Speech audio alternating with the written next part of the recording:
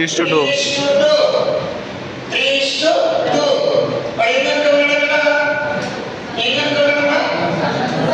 సగటు average speed ఎంత ఉన్నారు? Average speed is equal to average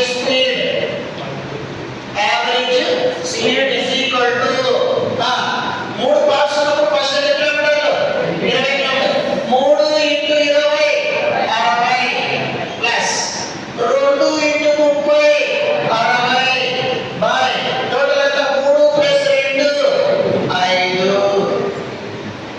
mx1 + mx2 / m + n formula ఓకేనా? అంటే మొత్తం ఎంత వస్తుంది? యావరేజ్ అంటే 120/5 5 ల 10 5 4 20 ఎంతనన్నా 24. యావరేజ్ స్పీడ్ ఎంత? 24 km/h. ఇది ఫస్ట్ మెథడ్.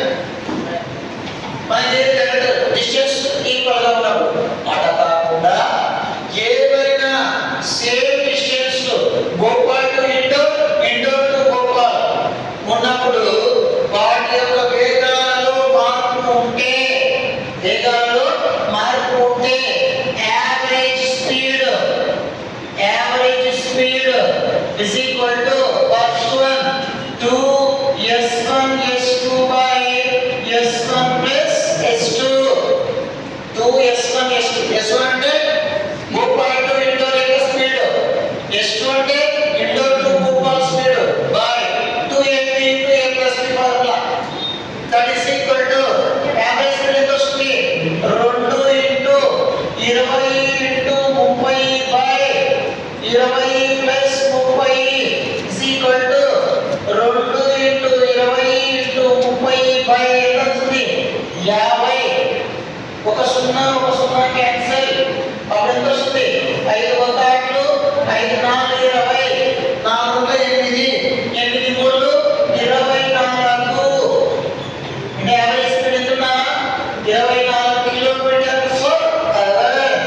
kmph. ఇక్కడ 24 kmph, ఇక్కడ 24 kmph.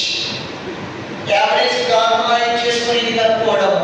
ఇది వాటి యొక్క డిస్టెన్స్ సేమ్ గా ఉంది కాబట్టి టైం అండ్ స్పీడ్ అనేది ఏ విధంగా ఉంటుంది? ఇన్వర్స్ ప్రపోర్షనల్ గా ఉంది కాబట్టి దాని యొక్క యావరేజ్ స్పీడ్ కనుక్కోవాలి. ఓకేనా? ఇది రెండు విధాలుగా మనం సాల్వేషన్ చేయడానికి పాసిబిలిటీ ఉంటుంది.